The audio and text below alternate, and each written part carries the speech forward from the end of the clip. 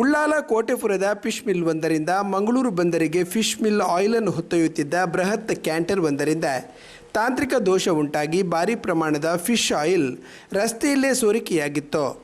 ಉಳ್ಳಾಲ ಅಬ್ಬಕ್ಕ ಸರ್ಕಲ್ನಿಂದ ಉಳ್ಳಾಲ ಬೈಲ್ವರೆಗೂ fish oil ಸೋರಿಕೆಯಾಗಿತ್ತು. ದ್ವಿಚಕ್ರ ವಾಹನ ಸವಾರರಲ್ಲದೆ ತ್ರಿಚಕ್ರ ವಾಹನ ಸವಾರರು ಕೂಡ ರಸ್ತೆಯಲ್ಲಿ ಜಾರಿ ಬಿದ್ದಿದ್ದಾರೆ. ಉದ್ರಿಕ್ತ ಸ್ಥಳೀಯರು ಫಿಶ್ ಮಿಲ್ ಆಯಿಲ್ ಸಾಗಿಸುತ್ತಿದ್ದ ಕ್ಯಾಂಟರನ್ನು ಉಳ್ಳಾಲ ಬೈಲ್ನಲ್ಲಿ ಅಡ್ಡ ಹಾಕಿ ತಡೆದು ಪ್ರತಿಭಟಿಸಿದ್ದಾರೆ. ಕ್ಯಾಂಟರಿಂದಲೇ ಲಕ್ಷಗಟ್ಟಲೆ ಮೌಲ್ಯದ ಆಯಿಲ್ ಸೋರಿಕೆಯಾಗುತ್ತಲೇ ಇದ್ದು ಆಯಿಲನ್ನು ಬೇರೊಂದು ಕ್ಯಾಂಟರ್ಗೆ ತುಂಬಿಸಲಾಗಿದೆ. ಘಟನೆಯಿಂದ ಉಳ್ಳಾಲ ಅಬ್ಬಕ್ಕ ಸರ್ಕಲ್ನಿಂದ ಉಳ್ಳಾಲ ಬೈಲ್ ತನಕ ಏಕಮುಖ ರಸ್ತೆಯ ಸಂಚಾರ ಸ್ಥಗಿತಗೊಳಿಸಲಾಗಿತ್ತು. ರಸ್ತೆಯುದ್ದಕ್ಕೂ ಸೋರಿಕೆಯಾಗಿರುವ ಭಾರೀ ಜಿಡ್ಡಿನ ಫಿಶ್ ಆಯಿಲನ್ನು ಶುದ್ಧಗೊಳಿಸುವುದು ಹೇಗೆಂದು ಪೊಲೀಸರಿಗೂ ತಲೆಬಿಸಿಯಾಗಿತ್ತು.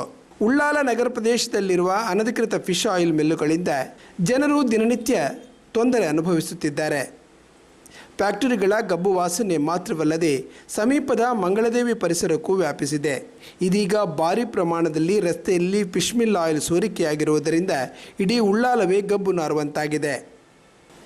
ಆಯಿಲ್ ಸೋರಿಕೆಯಿಂದಾಗಿ ಜನರಿಗೆ ತೊಂದರೆ ಆಗಿರುವ ಹಿನ್ನೆಲೆಯಲ್ಲಿ ಫಿಶ್ ಮಿಲ್ ಮಾಲಕರ ವಿರುದ್ಧ ಕಠಿಣ ಕ್ರಮ ಕೈಗೊಳ್ಳಬೇಕು ಎಂದು ಸ್ಪೀಕರ್ ಯುಟಿ ಖಾದರ್ ಸೂಚನೆ ನೀಡಿದ್ದಾರೆ.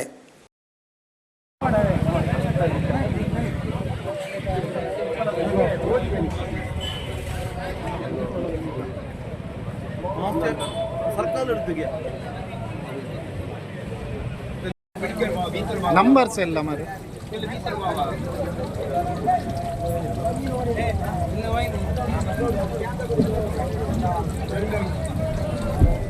Gracias.